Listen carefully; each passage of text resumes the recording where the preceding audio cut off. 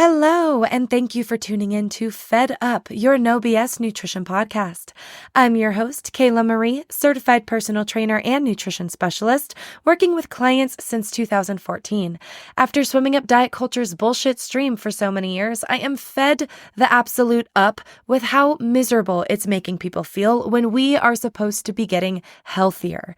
This podcast is here to help you gain your sanity back so you can stop yo-yoing once and for all and finally learn how to trust yourself so you can enjoy food again without fear or shame while still getting to your health goals. My aim is to teach you how to detect the BS in not just the food and diet industries, but in all realms of life, because I know that, like me, we are all just a little fed up. So without further ado, let's dive into today's episode.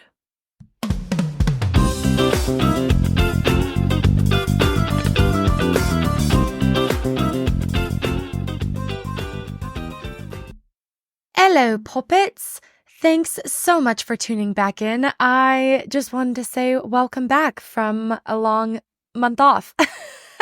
I apologize for that. I really had to focus on my midterms. It is almost the end of the semester. Organic chemistry is kicking me in the rear. So I really just needed to prioritize passing this class. So my final exam, before the final exam, is this Friday. So I am cramming even more this week because we learn new material all the way up until the test, which is awesome. So I appreciate you bearing with me, and I'm excited to get into this week's episode as we talk about all things weight loss.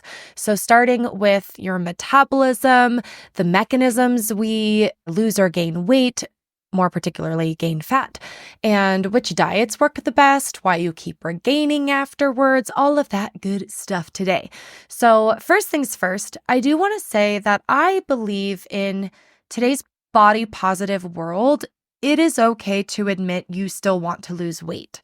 And I know that that can be met with a little bit of criticism, or your friends might join in and say, oh, but you look perfect the way you are, and all of those things that we try to support our queens with.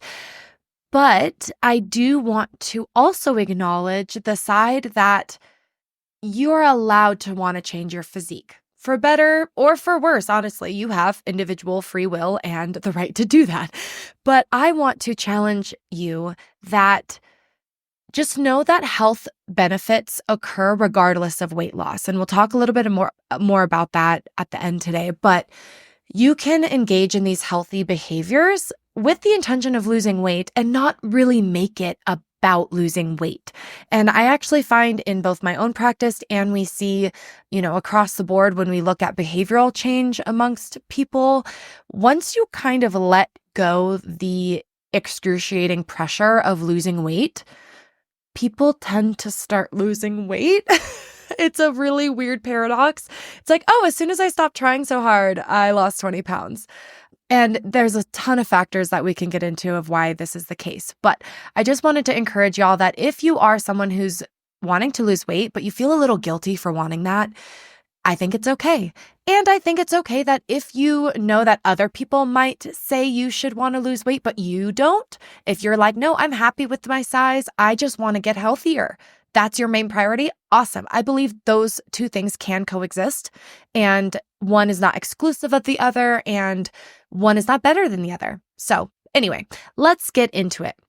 First things first, let's talk about your metabolism. This is often what I hear, oh, I can't lose weight, my metabolism is so slow. Now, granted, your metabolism is part of weight loss or weight gain.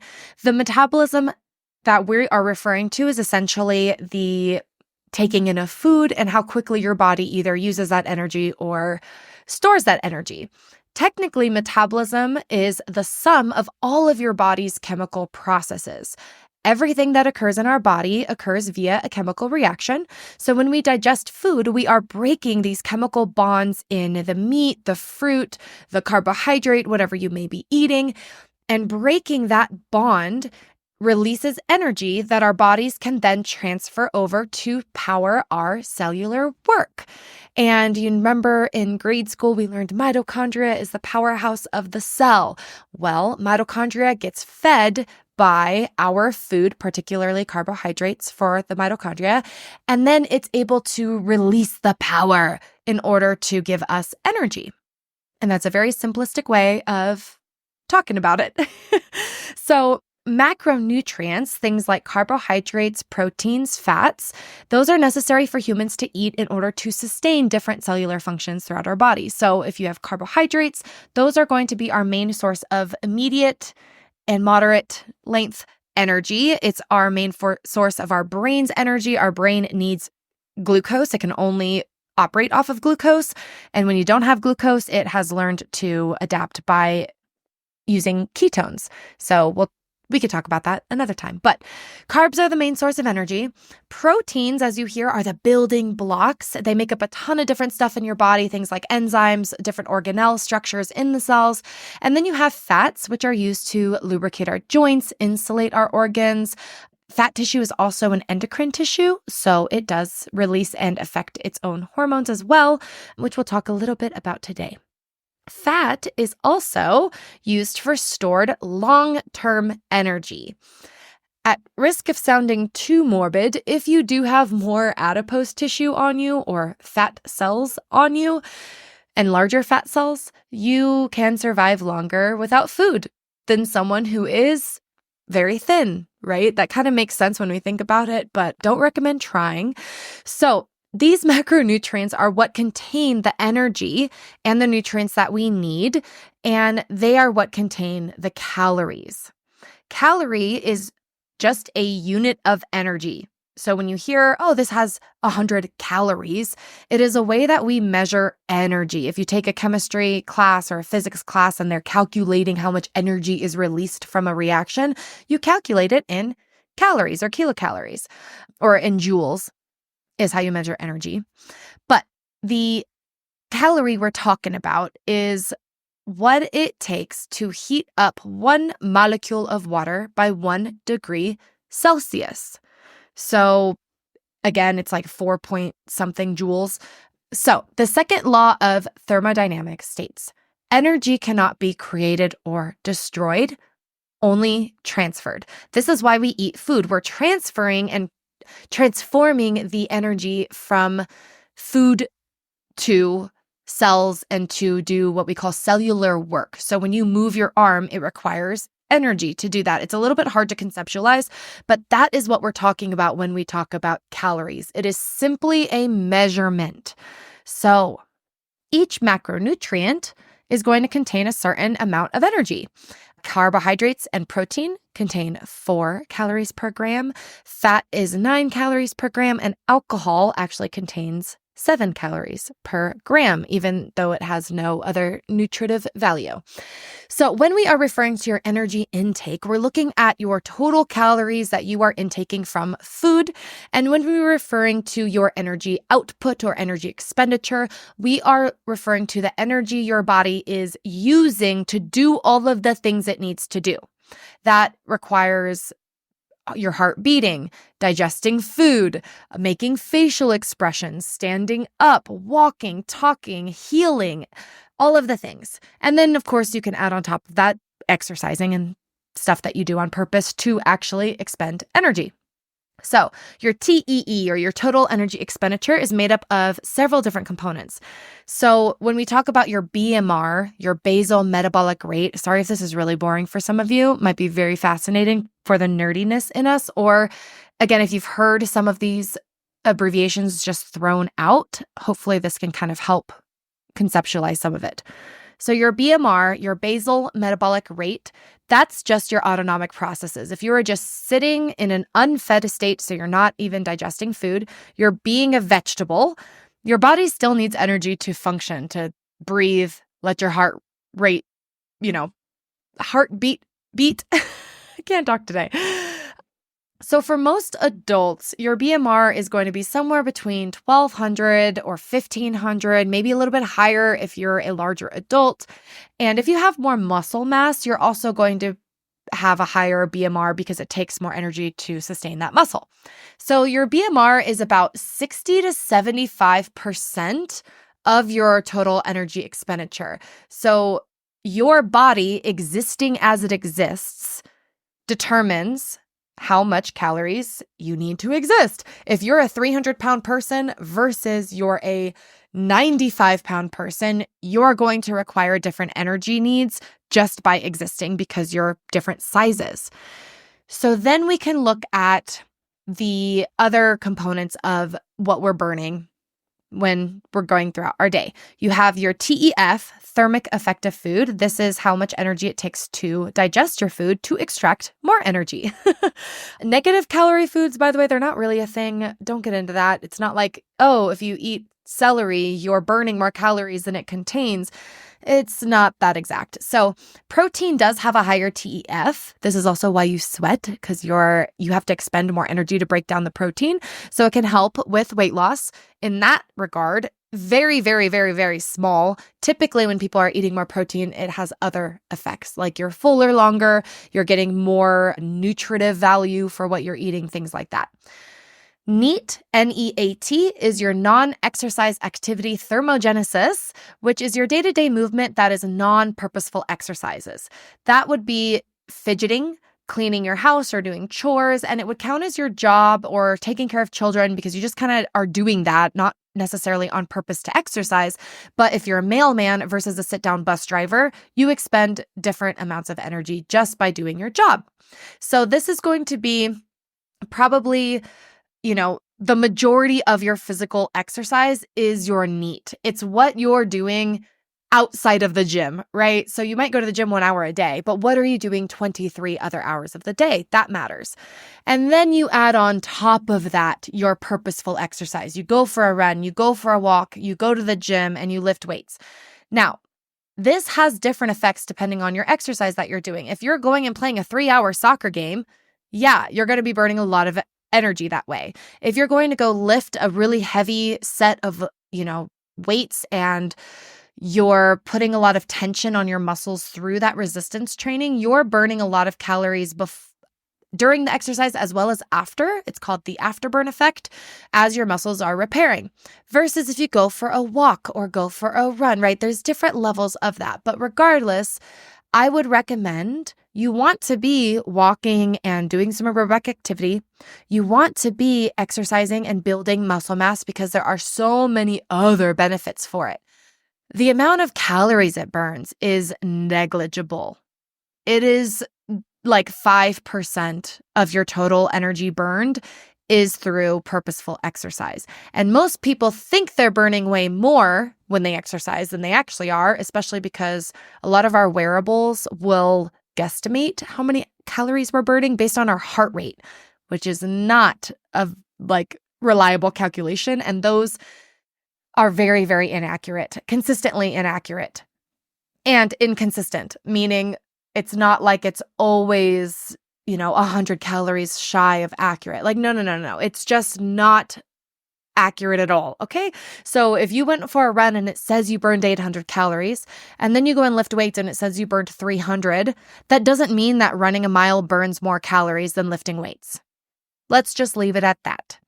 So let's talk about the mechanism for weight loss. You've probably heard it 1,000 times. You've probably rolled your eyes at it. You're going to roll your eyes at me, and I'm sorry. Do not shoot the messenger. Blame the law of thermodynamics, okay? It's physics, it's chemistry, it is the law of the universe. We didn't make it up.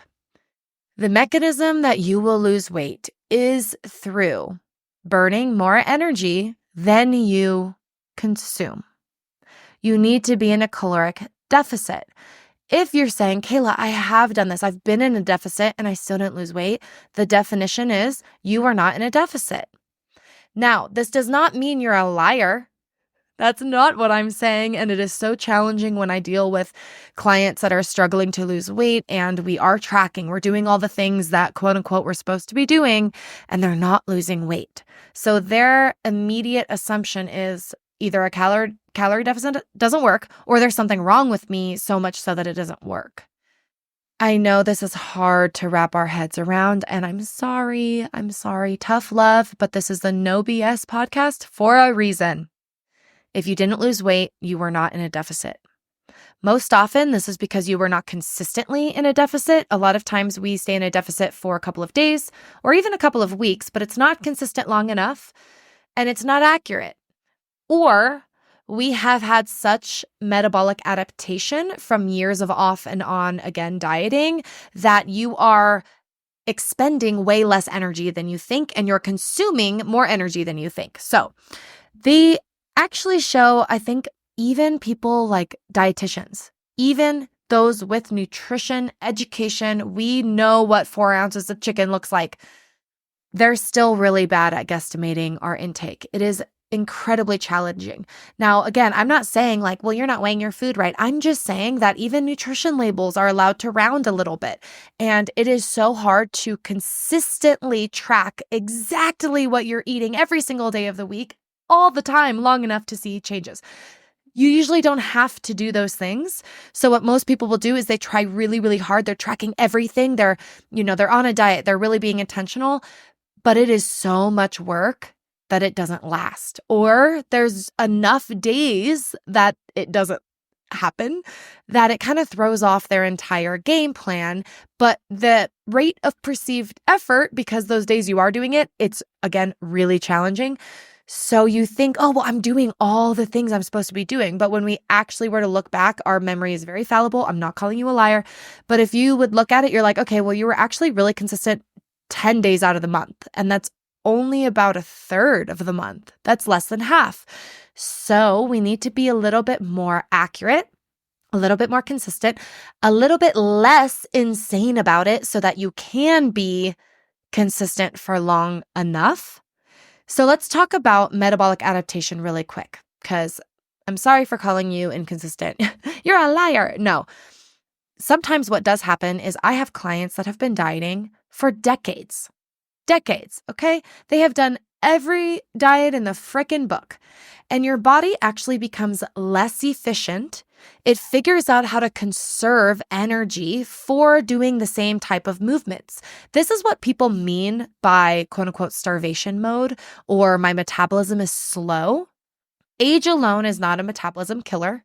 A lack of muscle mass and chronic yo-yo dieting is a metabolism killer. So when a client comes to me saying, well, I'm eating 1,200 calories, I should be losing weight, right? Well, first of all, there's nowhere for me to go. I can't drop her calories lower than that. And most likely her metabolism is hanging on for dear life because your body is like, oh, we're going into a famine, okay? When you're dieting, your body is going to think you're dying of famine, of hunger. So you will naturally learn how to do the same movements. And I'm not saying you, I'm saying like your cells.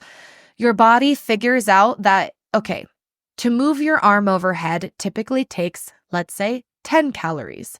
Well, now to do that same exact movement, to move your arm overhead, when you're in a deficit, you only use 8 calories.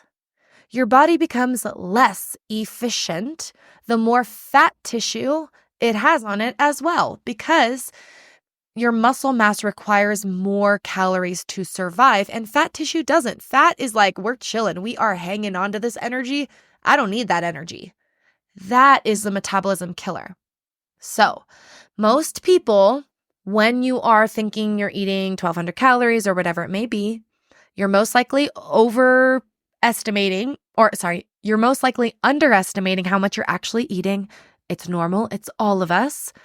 And your calculations might estimate that your calories are a lot higher than your actual metabolism because of this metabolic adaptation. So whether you are not losing weight, even though you think you're in a deficit, or you have clients that say this, nobody's lying to you. They're just not in the deficit they think they're in. So let's talk about some of the ways that people do this. Tracking macros. Again, it only works if you're accurate and doing it all of the time. If you're in a deficit and you have a good amount of protein, carbs, and fats, what we're looking at is not the macros. Yes, those are important because you want good nutritious diversity and all of the nutrients that you need, all of the things. There's nothing magical about tracking macros besides putting you in the proper caloric range for weight loss.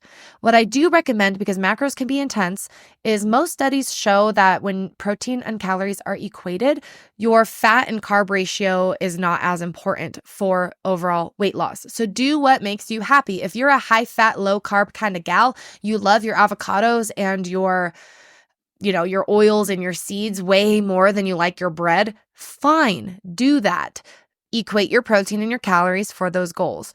If you're like, do not take away my noodles, if you're like me and you love to have some carbohydrates and you're maybe super active, if you're an athlete or you lift weights or anything like that, you should be eating carbohydrates. If you have children or you're breastfeeding, like there's so many reasons why most people need moderate to high carbohydrates.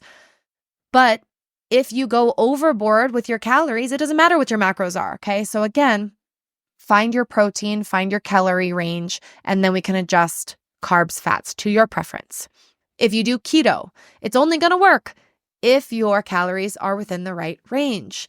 And I will do a whole separate episode on keto, ketosis, all of that stuff.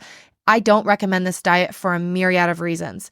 And most people use the term ketosis very loosely. But some people will do keto and they lose weight because they've dropped their calories. Some people do keto and they increase their calories because they're eating way more protein and fat, which has higher calorie than carbs do. And then they end up gaining weight and they're like, keto didn't work for me. What's wrong? Okay, it's just calories, honey. I don't care what diet you do. It only works if you adhere to it long enough, and you have to do it long enough, so you have to like it. That's the point. Okay, so when you are too extreme, you're too restrictive, we've talked about this in previous episodes, this is what fuels binging episodes. This is why your short-term 30-day plan, 14-day plan never works, because at the end of the diet, you end up eating like a normal human again, and now you're above your calories that you were eating. You're going to regain. Your body goes, oh, the famine is over, rejoice. And then you regain, and you're most likely eating way more because your portion control is out of the window because you were so restrictive for that period of time. So regardless of that, the main thing that we look at is, okay, there's only like a 5% success rate for when people lose weight and they keep it off. What are they doing that's different than the 95% of people that attempt weight loss and regain? And that means that they did lose weight. So I don't even know if that statistic includes the people that attempted weight loss and did not lose weight. So let's pretend that you have lost weight, whether it be 5 pounds, 10 pounds, 50 pounds, and then you regain. Well, we're talking about the 5% who did not regain. They have not really narrowed it down to a specific diet, to a personality trait, nothing like that, to even genetics. What they find is the 5% of successful weight lossers. It's a terrible sentence, but we're going with it. The first thing they had was a regular life plan that included moderate calorie restriction via portion control, reduced fat, increased fiber, and the majority, if not all of them who were successful, had regular physical activity. And it did not have to be anything intense. It was like walking. The biggest indicator for long-term success is when you are able to make behavior modification and have strategies for self-monitoring your intake, tracking your progress, identifying emotional eating triggers, managing your stress, having a consistent routine. And another big thing is having some social support. It's much harder to do this when no one around you is doing it or when you don't feel very supported in your journey. So this is what I bet good intentioned people mean when they say it's not a diet, it's a lifestyle. But I hate when people say that because it's a lifestyle. But usually when they say that, they're proposing a diet. What we actually mean by make this part of your lifestyle. Notice that none of these were like detox for 7 days, cut out all carbs, ignore all of your family during the holidays so that you're not tempted by pie. No, it said, okay, we've got to start walking. I've got to stop eating so much high fat processed foods that have high calorie, high fat, things like that. I've got to increase my fiber, which is plant sources, and I've got to do some type of regular activity. I've got to walk, I've got to join a gym, a Zumba class, whatever the hell it is. I've got to start golfing, right? When you have strategies going through these behavior changes that help you identify when you're going to fall off the horse, it helps you manage your stress so that you don't fall off the horse. That is the indicator. Again, it has nothing to do with what you're actually eating. It's, can you manage your stress well, or are you still binging fast food in your car after a hard day's work? Are you binging or mindlessly okay.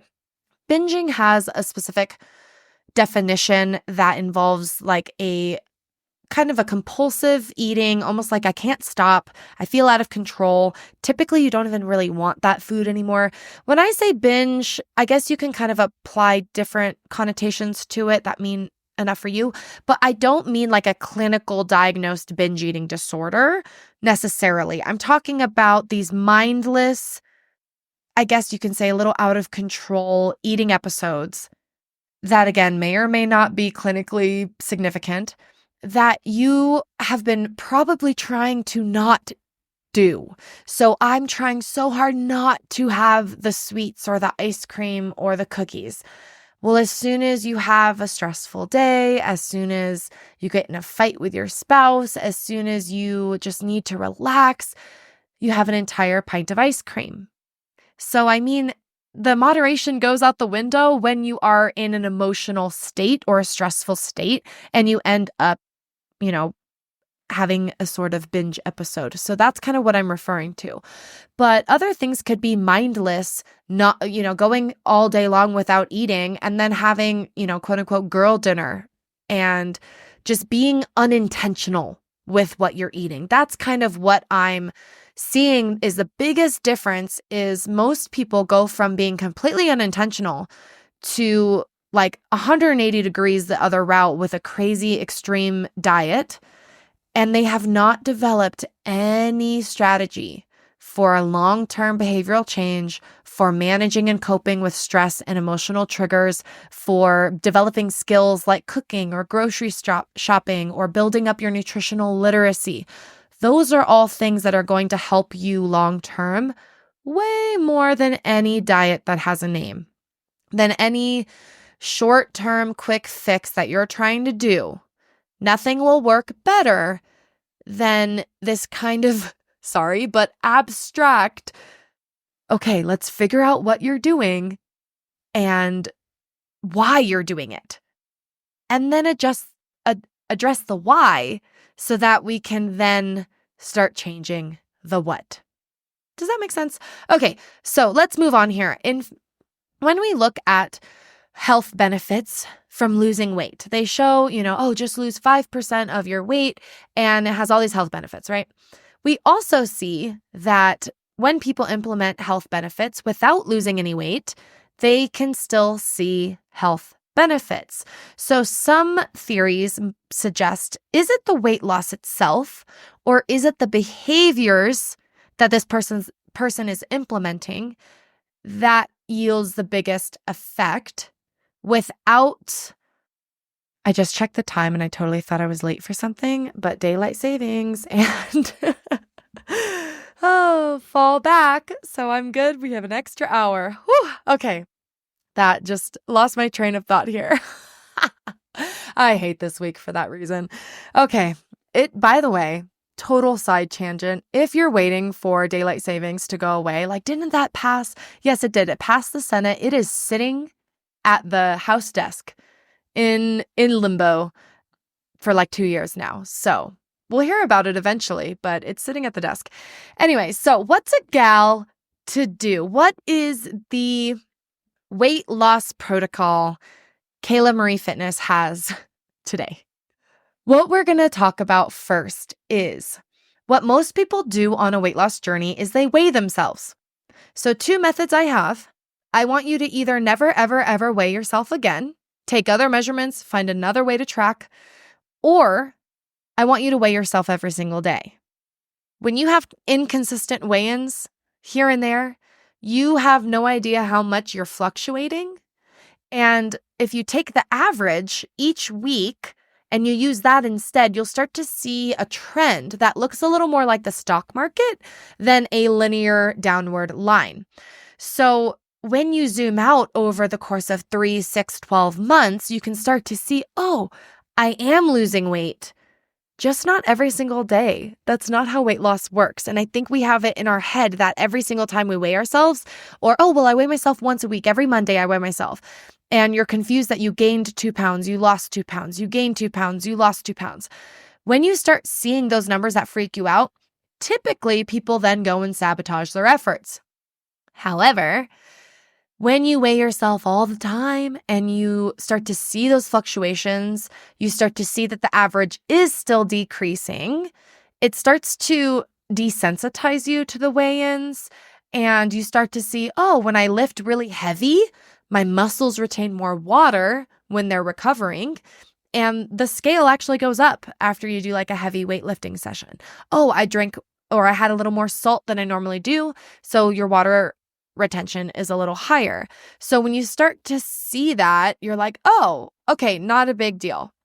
Then when you start to focus on the average of each week, we can see the real progress. When people come to me and they say, well, I'm not losing weight, I go, okay, how do you know? And if they show me their weigh-ins and they're so sporadic, I'm going to tell them, well, you don't know if you're losing weight.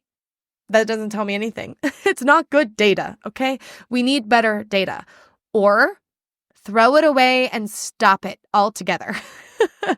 And usually when I meet with somebody, they've either already done this, or when they're like, oh, well, I don't weigh myself that much. It's fine. I'm like, okay, but if you're going to step on the scale at the doctor's office, if you're going to weigh yourself ever again, sometimes it's helpful to do this now to just kind of get over it again, kind of see and understand your body. But to each their own, we do kind of do a little bit differently for each person. But I either have two schools of thought. I'm either like, don't weigh yourself then, and I don't want to hear it when you do, or weigh yourself every day and we're going to work on this. If you're really like on a weight loss journey, a lot of people end up like, I just want to focus on the behaviors. I don't care about losing weight. I don't want to focus on that. And that's fine too.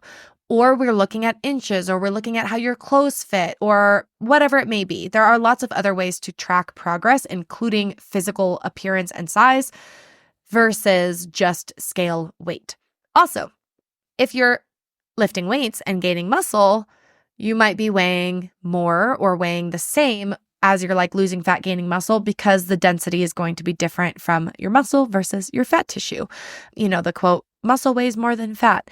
It's just more dense. I don't like saying it weighs more because 5 pounds is 5 pounds. But yeah, 5 pounds in muscle takes up a whole hell of a lot less space than 5 pounds of fat. So you can get trimmer and smaller, but you get denser, so you might get heavier.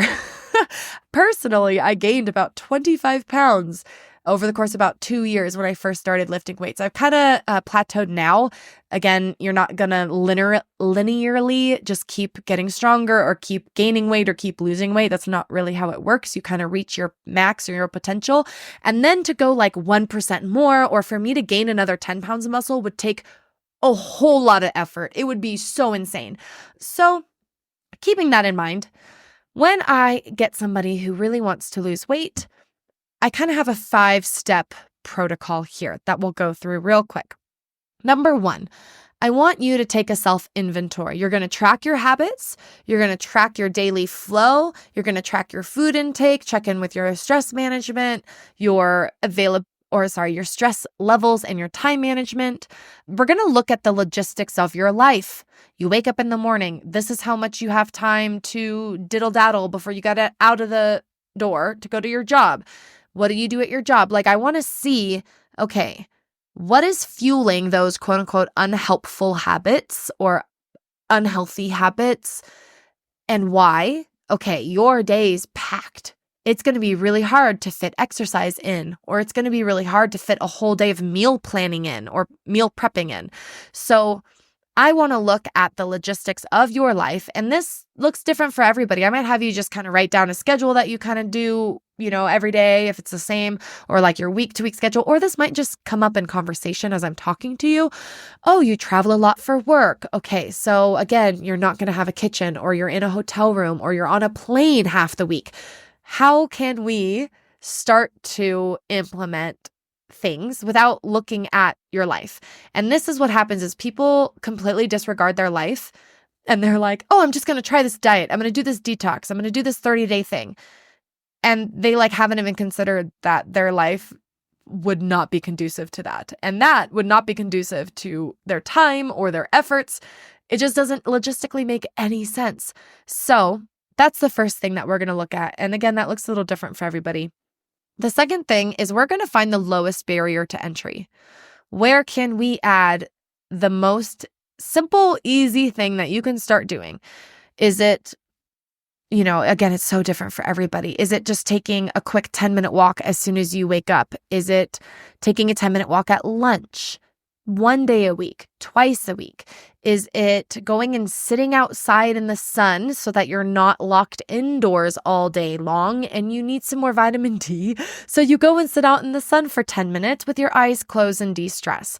Is it, okay, I actually have a 2-hour, break 3 days a week that I can go to the gym? Okay, let's implement that. So depending on you, it might be so simple that it almost seems like, well, that's too easy. You're going to think that. You're going to go, that's too easy. And I want you to think that, because that means you're going to fucking do it. Now, granted, there is a sweet spot of a challenge, but not too much of a challenge. If it's too easy, you won't do it. If it's too hard, you won't do it. We got to find your sweet spot. So we usually will do 1 or 2 things. Then the third step is you're going to do those 1 or 2 things and keep building momentum. You're going to track the progress. You're going to celebrate your wins. You're going to, when I say progress, I mean your consistency. I'm not looking for weight loss at this point, because all we're trying to do is, okay, every day this week, you said you were going to do this very simple thing, and you did that very simple thing. You're going to start feeling good about yourself. You're going to start feeling like you can accomplish anything. It builds your self-efficacy. So there's this funny productivity hack that I think is the exact opposite of what actually helps people's productivity, where they say to do the hard task first. Well, guess what? That energy of activation to do the hard task is so high, you just don't do it, do you? So you need to do the easy tasks first, get over the hump, and then now you've got momentum and you can now accomplish that hard thing. So whether that hard thing be in the middle of your tasks and then you trail back down, or be the last thing you do, whatever it may be, but it should not be the first thing you do, because then you're going to fall on your goddamn ass. So something I always told clients was, we're not going to take the elevator up to the top floor, because otherwise you have nowhere to go but off the edge of the building. Instead, we're going to take the stairs 1 step at a time. So number 4, once you've been doing those things to build momentum, is we're going to reevaluate. We're going to look at how consistent we've been with those 2 things. You've been very consistent. Let's add more. You've been not consistent at all. Okay, why? It's too hard. It's too easy. Whatever it may be. It doesn't make sense. It's actually not a priority. It has nothing to do with your priorities. I don't know. We're going to figure it out. What's working? What's not working? Let's add another layer. Let's add in, okay, you've been walking 3 times a week for 10 minutes, and now you want more. Let's add in, a quick 10-minute strength training routine that you can do at home. Let's make an appointment to go join a gym this week. Again, let's add a layer so that you can keep building momentum. And then number 5, my last step is do that again. Repeat, keep going. I know it's not sexy. I know you wanted here's 10 things to avoid. Here's 10 foods to never eat. No, it doesn't work. It's never going to work. What we want to look at is, number 1, what are you already doing and how are you managing it? Number 2, find the lowest barrier to entry. Number 3, build momentum. Number 4, reevaluate. And number 5, keep going. So this is your life now, whether you want a weight loss journey or you're not. You need to be implementing healthy behaviors if you're planning to stay on this earth and not have your kids take care of you in old age. So we want to extend that quality of life as long as you can. That means being strong. That means being cognitively there because you're nutritionally fed. That means exercising so that your heart and lungs know that they are alive and they can bring oxygen to your brain and the rest of your organs so that you can reduce the oxidative stress that happens from living on this planet and you can live longer and live better. Even if you never lose a goddamn pound. But I betcha most people who implement these things, they do end up losing some weight or losing some inches, or they end up, maybe you think you have to lose 10 pounds and really you don't. Okay. You don't have to look like a Victoria's Secret model. Okay. Some people are heavier set and that is fine. And they have zero health adversity because of it. And all of their health markers, their cholesterol, their blood pressure, their risk of heart disease, and all of those things are still protected when you are active and when you are eating enough fiber and protein, drinking enough water, abstaining from alcohol and tobacco. Those are the things that are going to help long-term, not these quick, I need to lose weight in 30 days or else. It's not going to work and you're going to end up heavier.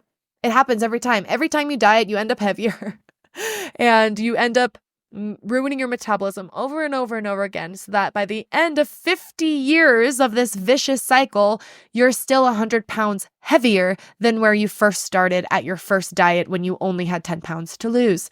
This is a real phenomenon that happens. And I'm trying to help you prevent it if this applies to you. Again, if not, I hope you got something out of this episode.